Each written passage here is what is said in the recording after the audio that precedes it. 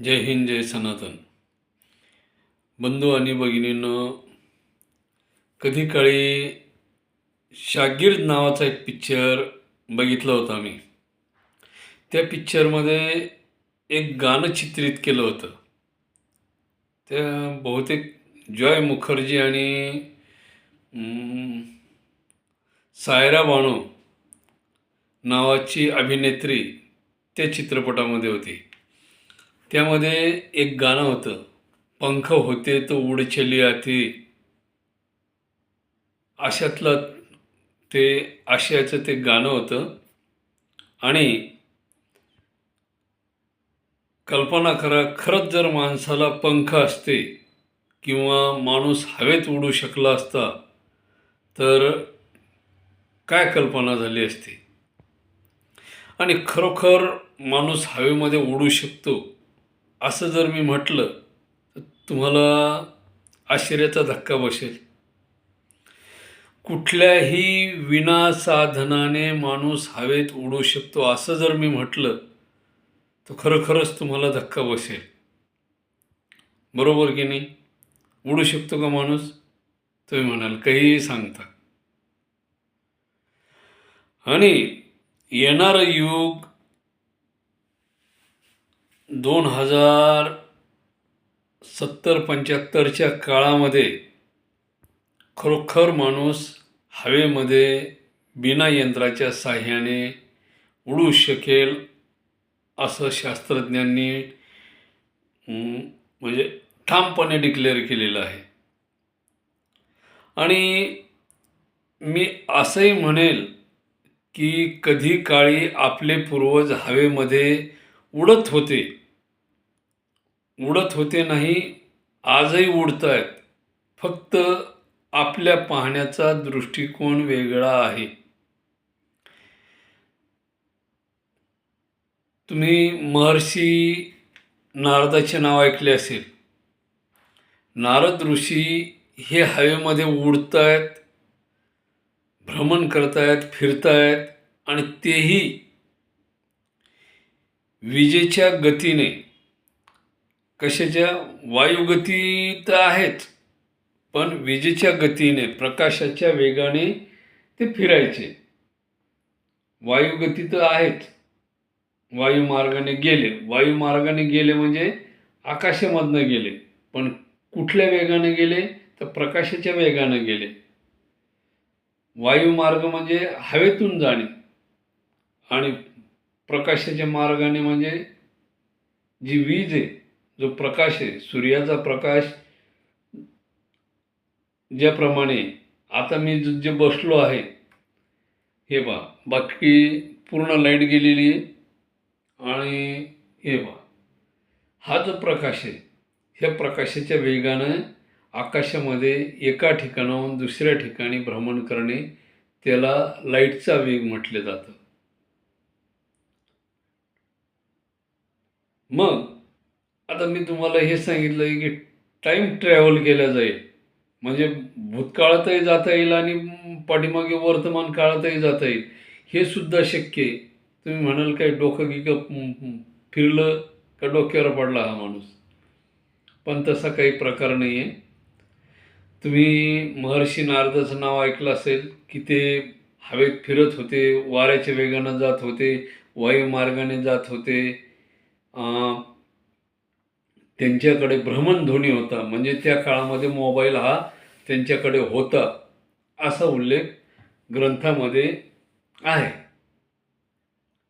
तसेच आपले अंजनीपुत्र किंवा वायुपुत्र, ज्याला मारुती म्हटलं जातं, वायू म्हणजे मारुती, तर मारुती राया किंवा अंजनीपुत्र हे सुद्धा आकाशमार्गाने, वायुमार्गाने, विजेच्या वेगाने आकाशामध्ये भ्रमण करू शकत होते. हा झाला दुसरा एव्हिडन्स. काय म्हणता येईल याला? एव्हिडन्स. तुम्ही काय करा, ग्रंथ वाचा, ग्रंथामध्ये तुम्हाला हे कळून येईल. पण तुम्ही गीतेमध्ये ऐकलं असेल की श्रीकृष्ण परमात्म्याने सांगितलेलं आहे, हा जो आत्मा आहे, ह्या आत्म्याला जाळल्या जात नाही, मारल्या जात नाही, शस्त्रांनी मारल्या जात नाही, कापल्या जात नाही, असा हा आत्मा अमर आहे. आता मी तुम्हाला जर सांगितलं की शरीराला सुद्धा अग्नी जाळू शकत नाही, तुम्ही म्हणाल आता तर खरंच माणूस डोक्यावर पडलाय. बरोबर आहे की नाही? परंतु तुम्ही भक्त प्रल्हादाची कथा ऐकली असेल. त्याचे वडील हिरण्यकश्यपू आणि प्रल्हाद यांच्यामध्ये विरोधाभास होता. हिरण्यकश्यपू हा स्वतःला देव मानायचा आणि भक्त प्रल्हाद विष्णू परमात्म्याचं नामस्मरण चिंतन करायचा. आणि मग भक्त प्रल्हादाला मारण्यासाठी हिरण्यकश्यपूने अनेक उपाय केले, अनेक मार्ग शोधले, अनेक प्रयत्न केले, अनेक ज्या काही गोष्टी करता येतील मारण्यासाठी भक्त प्रल्हादाला, त्या सर्व त्यांनी केल्या. आणि एक दिवस हिरण्यकश्यपूची बहीण होलिका नावाची, तिने काय सांगितलं की दादा, मला एवढी शक्ती प्राप्त आहे की मी काय करू शकते, स्वतःला अग्नीमध्ये जरी बसलं तरी मला अग्नीचा त्रास होत नाही, मला त्याचा दाह होत नाही. परंतु मित्रांनो, ही गोष्ट सत्य होती की होलिकाला त्या अग्नीचा त्रास होत नव्हता, ती जळू शकत नव्हती. परंतु वाईट कर्म करण्याचा प्रयत्न जर केला तर त्याची परिणिती वाईट होते. होलिकाने वाईट भावनेने भक्त प्रल्हादाला जाळण्याचा प्रयत्न केला, म्हणून भक्त प्रल्हाद जिवंत राहिला आणि होलिका जळाली. अलग लक्षात. आपल्या शरीरामध्ये नैसर्गिकता अशी काही दैवी शक्ती आहे. त्या दैवी शक्तीला प्राप्त केल्यानंतर मनुष्य पाणी, अग्नी, वारा, पृथ्वी आणि आकाश ह्या पंचतत्वाला काय करतो, आपलंसं करतो.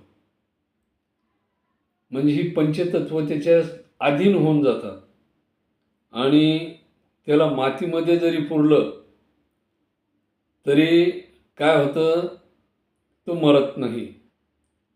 त्याला अग्नीमध्ये जरी जाळलं तरी जळत नाही.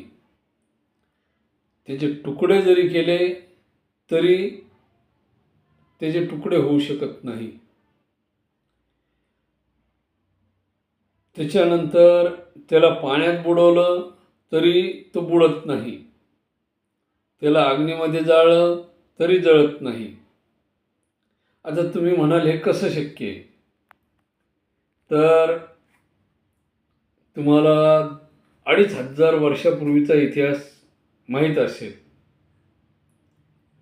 नसेल तर मी तुम्हाला थोडक्यात सांगतो. ज्यांना आपण येशू मसीह म्हणतो, त्या येशू मसीहला रोमनच्या राजाने क्रूसवर चढवलं आणि काय केलं की त्यांना क्रूसवर चढवून त्यांच्या हातापायामध्ये खिळे ठोकून त्यांना क्रूसवर लटकवलं आणि नंतर त्या कॉफिनमध्ये टाकून त्यांचा दफनविधी करण्यात आला. परंतु तिसऱ्या दिवशी ते त्या कॉफिनमधून बाहेर आले.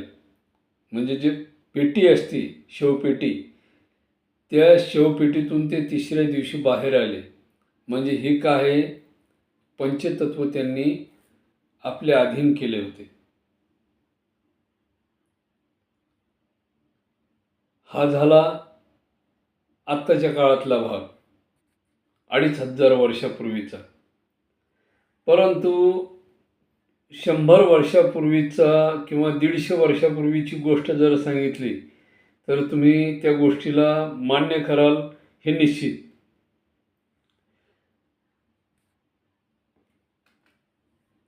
शेगावचे गजानन महाराज हे योगसिद्धीच्या बळावर एका ठिकाणाहून दुसऱ्या ठिकाणी काही सेकंदामध्ये, काही मिनिटामध्ये जायचे, किंवा त्यांना ज्या ज्या गोष्टी प्राप्त होत्या त्याचा त्यांनी जनकल्याणासाठी उपयोग केला. जसे शिर्डीचे साईबाबा असतील, त्यानंतर ज्ञानेश्वर माऊली असतील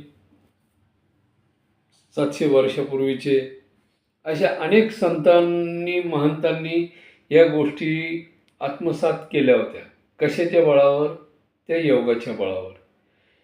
योग प्राप्त झाल्यानंतर त्याच्यामध्ये अष्टमहासिद्धी ज्या आहेत, ज्या महर्षी नारदाकडं होत्या, हनुमंतरायाकडं होत्या, आत्ता मी जे सांगितलं तुम्हाला, संत ज्ञानेश्वर माऊली असतील, मसीहा येशू असतील, किंवा गजानन महाराज असतील, साईबाबा असतील, किंवा द्वापार युगामध्ये श्रीकृष्ण परमात्मा असतील, भीम असेल, कारण भीमाला सुद्धा पाण्यामध्ये फेकून देण्यात आलं होतं. त्यांना खीर पाजण्यात आली होती भीमाला, आणि खीर पाजून पाण्यामध्ये हातपाय बांधून फेकून देण्यात आलं होतं. अशा अवस्थेमध्ये भीम 8 दिवस त्या पाण्यामध्ये राहिला होता. म्हणजे ही जी शक्ती आहे ती योगाची शक्ती आहे. महर्षी पतंजली यांनी योगाची माहिती सांगितलेली आहे. भारतीय योगशास्त्रामध्ये योगाला महत्त्व दिलेलं आहे. ज्या महर्षी व्यासांनी 4 वेद, 6 शास्त्र, 18 पुराणे लिहिली, त्यांनी सुद्धा योग या साधनेचा महिमा सांगितलेला आहे. आणि आत्ताच्या काळामध्ये मी माझ्या डोळ्यांनी पाहिलेल्या जालन्यापासून 25-30 किलोमीटर अंतरावर, कमी असेल पण मी 25-30 सांगायला लागलो, न्हावा या गावी हरिराम बाबा म्हणून आहेत, आजही आहेत. त्यांना मी माझ्या डोळ्यांनी बघितलेलं आहे, स्वतः दर्शन घेतलेलं आहे, त्यांच्याबरोबर थोडा सहवास पण केलेला आहे. 1 तास 1.5 तास असं म्हणजे थांबलेलो आहे त्यांच्याबरोबर, आणि त्यांचे काही अनुभव आहेत. ते धार कल्याण, पीर कल्याण या ठिकाणी एक तळं आहे. त्या तळ्यामध्ये अक्षरशः पाण्यात शिरण्यापूर्वी असे एवढाले दगडं पाण्यामध्ये टाकतात आणि पाण्यात टाकायचे. आता जवळपास मला 15 वर्ष झाले, मी त्यांच्या भेटीला गेलो नाही. जायची इच्छा आहे, पण वेळ, जोडीदार, अडचणी वेगळ्या आहेत. आणि त्यांनी ते पाण्यामध्ये दगडं टाकायचे, आणि पाण्यामध्ये शिरले की किमान 2 तास 3 तास ते त्या पाण्यातून बाहेर निघत नव्हते. बरं, निघायचे कसे? या ठिकाणाहून निघले तर कमीत कमी 50 फूट 60 फूट, किंवा मग लगेच तळ्याच्या पलीकडच्या काठाला निघायचे. म्हणजे त्यांच्या इच्छेला जसं येईल तसं.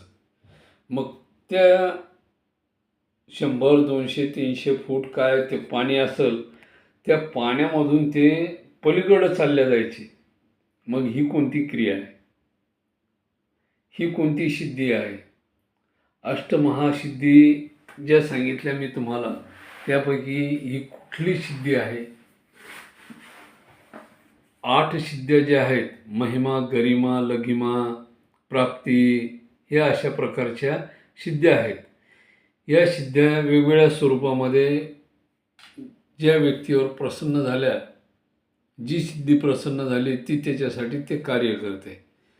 आता हनुमंतरायाला आठीच्या आठी सिद्धी प्राप्त होत्या आणि त्यामुळे ते आकाशातही उडायचे, पाण्यामध्येही चालायचे, सूर्याला जाऊन धरायचे. म्हणजे ती पॉवर त्यांच्यामध्ये होती.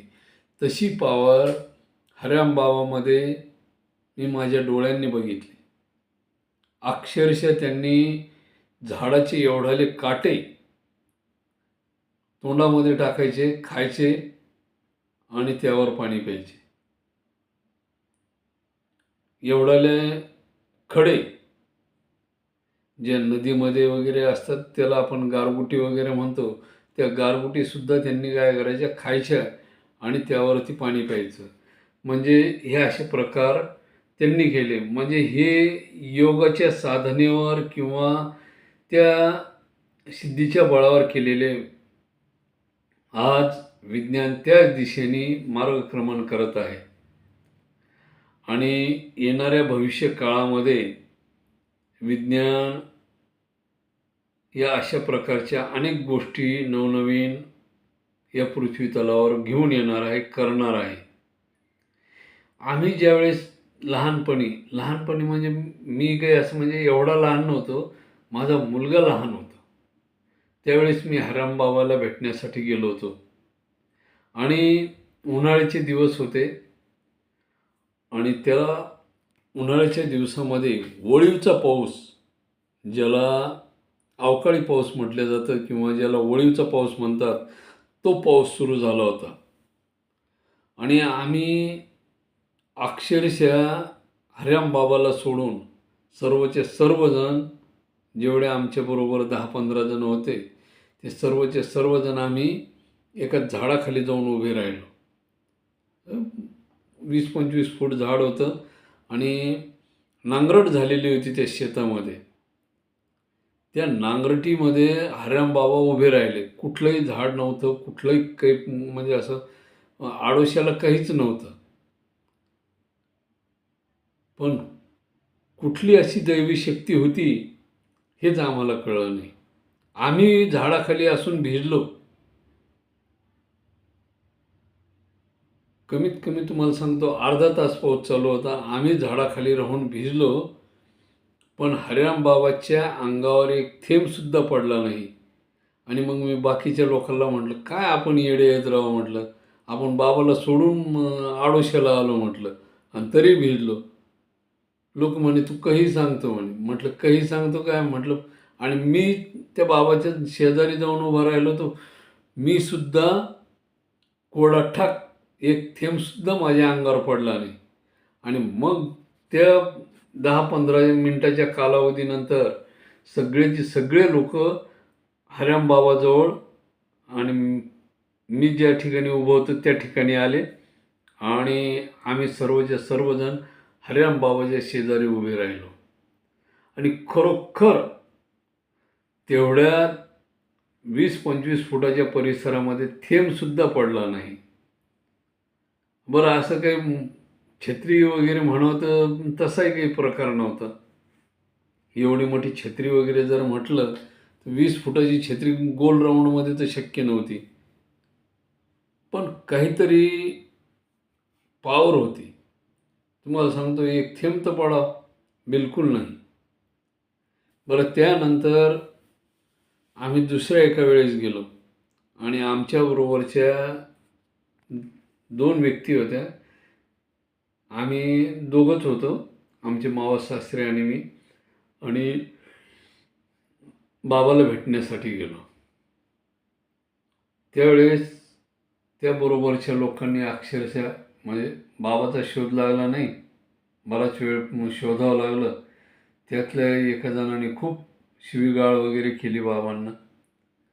आणि मग बाबांनी अक्षरशः आम्ही चौघं ज्यावेळेस जवळ गेलो तर ज्या माणसाने शिव्या दिल्या बाबाला, त्यांनी त्या माणसाला अक्षरशः झिडकारून बाहेर पाठवलं बांधाच्या. त्या माणसाला जवळ येऊ दिलं नाही. त्यांचा एक त्या माणसाचा मित्र आणि आम्ही दोघेजण असे तिघालाच जवळ येऊ दिलं आणि त्या माणसाला बाहेर काढून दिलं. म्हणजे ही कुठली दैवी शक्ती. आणि याच दैवी शक्तीचा शोध विज्ञान आज घेत आहे. त्यांनी दावा केला आहे की येणाऱ्या 2070पर्यंत आम्ही माणसाला हवेमध्ये उडवू, कुठल्याही यंत्राच्या सहाय्य न घेता. मग त्याच्यासाठी तुम्हाला काय करावं लागणार आहे की माणसाच्या शरीराला झिरो ग्रॅव्हिटीमध्ये नेऊन आकाशामध्ये उडवावं लागणार आहे. झिरो ग्रॅव्हिटीमध्ये न्यायचं म्हणजे माणसाच्या शरीरातून ते वजन कमी करायचं आहे. वजन कमी करायचं म्हणजे त्याला कुठलं ना कुठलं तरी यंत्र लावावं लागेल. यंत्र लावल्याशिवाय वैज्ञानिकदृष्ट्या माणूस हवेत उडू शकत नाही. म्हणजेच पृथ्वीचंच जे गुरुत्वाकर्षण आहे, त्या गुरुत्वाकर्षणापासून त्या माणसाला वेगळं करावं लागणार आहे. जी पॉवर आहे पृथ्वीची गुरुत्वाकर्षण करण्याची त्या माणसाच्या शरीरामध्ये, तर ते नष्ट करावं लागेल आणि त्यानंतर माणूस हवेमध्ये एका ठिकाणाहून दुसऱ्या ठिकाणी उडू शकेल. परंतु त्याला वेगाने जर उडवायचं असेल, आकाश भ्रमण करायचं असेल किंवा वायू भ्रमण करायचं असेल, नारदासारखे, हनुमंतरायासारखे द्रोणागिरी आणायला जायचे असेल किंवा इथून संभाजीनगरला जायचं असेल 60-65-70 किलोमीटर, तर त्यासाठी त्याचा वेग काय असणार आहे हे पण तुम्हाला निश्चित करावं लागणार आहे. आणि त्यासाठी तुम्हाला यंत्राचं सहाय्य घ्यावंच लागणार आहे.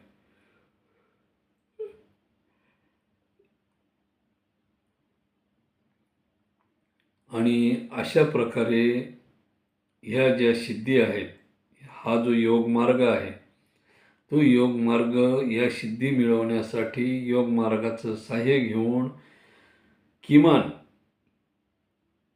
आपल्याला हरिरामबाबासारखी, हनुमंतरायासारखी, नारदासारखी साधना करावं लागणार आहे. साधना म्हणजे त्या स्थितीला जाण्यासाठी योगाची मदत घ्यावं लागणार आहे. आता हे हरिरामबाबाच्या बाबतीत झालं. मी माझ्या काकूच्या बाबतीत सांगतो. माझ्या काकू ह्या त्या काळामध्ये 80च्या काळामध्ये अक्षरशः खरोखर या सर्व गोष्टी करायच्या, महिला असून. आता तुम्ही म्हणताय की स्त्रियाला शिक्षण दिलं जात नव्हतं, पूर्वीच्या काळात ज्ञान दिलं जात नव्हतं. माझ्या काकूकडे योग मार्ग त्या काळामध्ये होता.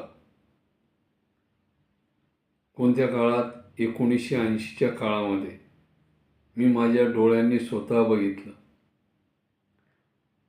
परंतु योग करत असताना माया, मोह, लोभ, मत्सर, हेवा ह्या गोष्टी दूर सारल्या गेल्या पाहिजे. त्या जर दूर नाही सारल्या तर माणूस केव्हा वरून खाली येईल सांगता येत नाही. आणि तशा परिस्थितीमध्ये मग माणसाला किंवा जवळच्या व्यक्तीला, त्या व्यक्तीच्या जवळच्या व्यक्तीला ज्याने योग प्राप्त केला आणि त्या साधनेपर्यंत गेला, पण माया, मोह, मत्सर यामध्ये गुंतल्यानंतर त्या व्यक्तीचे जवळचे नातेवाईक, मुलगा असेल, सून असेल, मुलगी असेल, पती असेल, यांना फार मोठं दुःख होतं की हे काय झालं. त्याची कारणं वेगवेगळी आत्ताच मी तुम्हाला सांगितलं. माया, मोह, मत्सर वगैरे हे जे काही असतात त्याच्यामध्ये मग वेगवेगळे प्रकार आहे. माया कशाला म्हणतात, मोह कशाला म्हणतात, किंवा स्वार्थी भावनेने जर समजा आपण एखाद्या सिद्धीचा गैरवापर केला, आत्ताच मी सांगितलं, भक्त प्रल्हादाला नष्ट करण्याच्या वाईट भावनेने होलिका स्वतःच जळाली. म्हणजे अशा वाईट भावनेच्या स्वार्थापायी जर तुम्ही सिद्धीचा उपयोग जर केला तर तो चुकीचा होऊ शकतो. आणि अशा साधना करण्यासाठी पिंपळ, वड, उंबर, औदुंबर, आंबा अशा झाडाचा सहवास असायला हवा. या झाडाच्या साह्याने योग हा लवकर प्राप्त होतो आणि माणूस त्या साधनेच्या जवळ जातो आणि त्याला पाहिजे त्या गोष्टी प्राप्त होतात. फक्त मी सांगितलेल्या गोष्टी ज्या आहेत, माया, मोह, मत्सर, लोभ आणि स्वार्थी भावना किंवा वाईट भावना या गोष्टीचा अवलंब जर नाही केला तर योग निश्चितपणे सत्य आणि सहज सोप्या मार्गाने सिद्ध होऊ शकतो. त्याच्यासाठी तुम्हाला स्वतःचा आहार कसा असावा? सात्विक असावा. तुम्ही म्हणाला आम्ही 1 किलो मटण आणलं आणि खाल्लं आणि आम्हाला मग योग कसा प्राप्त होईना. त्याच्यामध्ये आहाराचे नियम दिलेले आहेत. आहार कुठल्या पद्धतीचा खायचा, काय खायचा, त्यासाठी तुम्हाला भारतीय योगशास्त्र शिकून घ्यावं लागेल. त्याचा अभ्यास करावा लागेल. तर ते प्राप्त होईल. आणि मी आत्ताच सांगितलंय की किती लोकांनी या योग साधनेचा जनकल्याणासाठी उपयोग केला. आज हरिराम बाबा असतील. आता हरिराम बाबाचा आणखी एक किस्सा सांगतो. ते गावामध्ये ज्यावेळेस नवीन आले होते, गावात नवीन आलेले असताना गावातल्या लोकांनी म्हणजे ते ज्या घरी थांबायचे ते घर प्रतिष्ठित नागरिकाचं होतं गावातल्या. आणि लोकांनी नाव ठेवलं वगैरे, म्हणे काय कोणाला बसवता, काही करता, असं करता तसं करता. या माणसाने सद्गृहस्थ सज्जन होते, यांनी पायावर डोकं ठेवलं बाबाच्या. सांगितलं म्हणे बाबा असं करता असं आहे. आणि म्हणे आता लोक नाव ठेवत आहेत, म्हणे पाहुणे रावणे यायला लागले म्हणे घरी. आणि त्यांना 20-25 किलोमीटर सोडून आले. पण गाडी गावात यायच्या अगोदरच बाबा गावामध्ये होते. त्यानंतर यांना पुण्याला सोडण्यात आलं. पुणे 228 तर समजा जालन्यापासून 300 किलोमीटर धरता येईल. 300 किलोमीटर जालन्याहून आहे आणि तिथून ते गाव समजा 15-20 किलोमीटर धरा, हरकत नाही. 350 धरा. 350 किलोमीटर पुण्याला सोडून आल्यानंतर ती गाडी वापस येईपर्यंत बाबा गावामध्ये हजर. मग असं कोणतं वाहन होतं? असं कोणत्या वाहनाच्या साहाय्याने ते गावामध्ये आले? किंवा पुणेवाल्यांनी त्यांचं गाव विचारून त्यांना आणून सोडलं, असा काही प्रकार झाला का? जो माणूस 1 क्विंटल साखरेचं थैलं एका मुठीमध्ये पकडून 2 किलोमीटर गावाच्या बाहेर आणून नदीच्या पात्रामध्ये सोडतो, त्या माणसाची ताकद काय असेल? ज्या साखरेच्या पोत्याला हमाल पाठीवर घेतो आणि 20 ते 30 फूट आणून पाठीवरून ठेवून देतो, यांनी त्या साखरेच्या थैल्याला मुठीमध्ये उचलून नदीच्या पात्रात आणून सोडलं. म्हणजे ताकद कोणती असेल? अशी कोणती शक्ती येईल? विचार. आणि अशी शक्ती प्राप्त करण्यासाठी योग साधना ही सर्वात मोठी साधना आहे. आणि भारतीय ग्रंथामध्ये योगशास्त्रामध्ये या शक्तीचं वर्णन केलेलं आहे, जिला आपण अष्टसिद्धी सिद्धियोग म्हणतो किंवा अष्टमहासिद्धी म्हणतो. अशा ह्या अष्टमहासिद्धी ज्याला प्राप्त झाल्या ती व्यक्ती स्वार्थी भावनेने किंवा वाईट भावनेने न बाळगता फक्त आणि फक्त जनकल्याण या हिशोबाने जर वागली तर त्या व्यक्तीला कुठल्याही प्रकारचा अडीअडचण, वाईट प्रसंग त्या व्यक्तीवर येत नाही.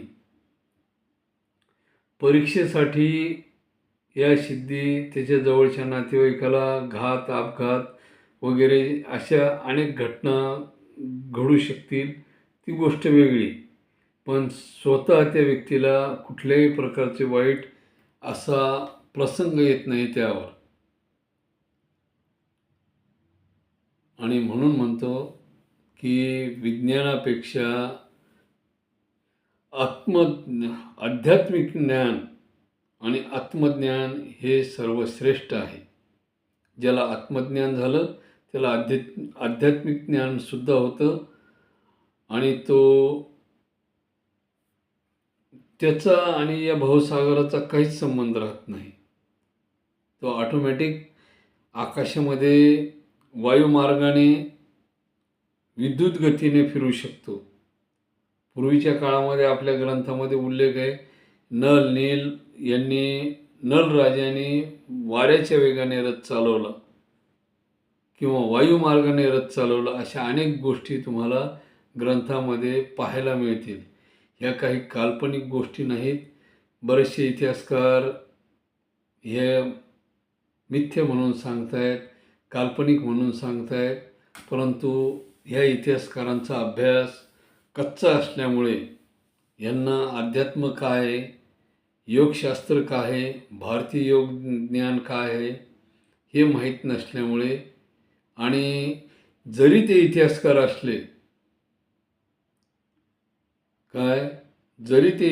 असले परंतु ह्या ज्ञानापुढे ते अज्ञानी असल्यामुळे ते असंही म्हणू शकतात की हे मिथक आहे, हे काल्पनिक आहे, हे पौराणिक आहे, अशा गोष्टी ते सांगू शकतात.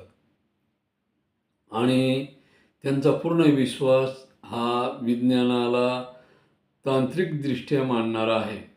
भौतिक पद्धतीचे त्यांचे विचार आहेत. आणि बंधू आणि भगिनींनो, आपल्या भारतीय संस्कृतीला जपा. ही संस्कृती चिरकाल टिकणारी आहे. अध्यात्म आणि आत्मज्ञान हे सर्वश्रेष्ठ आहे. त्याची माहिती घ्या, चांगल्या गुरुकडून ज्ञान मिळवा, एखादा चांगला गुरु शोधा. आणि मी तर म्हणेन की जे UPSC MPSC करणारे विद्यार्थी आहेत त्यांच्यासाठी या गोष्टी फार महत्त्वाच्या आहेत. का महत्त्वाच्या आहेत तर त्यांनी या बारीक सारीक गोष्टीवर अभ्यास करायला पाहिजे की आत्मज्ञान काय आहे, योग काय आहे, विज्ञानामध्ये खरंच मनुष्य विना यंत्राचा उडू शकतो का, भविष्यात होऊ शकतं का, विज्ञान ज्या अर्थी 2070-75चा दावा करत आहे तर त्या काळामध्ये खरंच माणसं हवेमध्ये उडतील का, किंवा मग भारतीय योगशास्त्र सत्य आहे का, याचा अभ्यास UPSC आणि MPSC वाल्या विद्यार्थ्यांनी करायला पाहिजे. निव्वळच इतिहासकाराच्या भरोश्यावर न राहता आध्यात्मिक ज्ञानावर सुद्धा भर द्यायला पाहिजे असं मी स्वतः सांगतो. कारण मी बऱ्याचशा ग्रंथाचं वाचन केलेलं आहे, अध्ययन केलेलं आहे, आणि त्याकरताच म्हणतो की तुम्ही आपली संस्कृती जपा. आपल्या संस्कृतीला तुच्छ लेखू नका.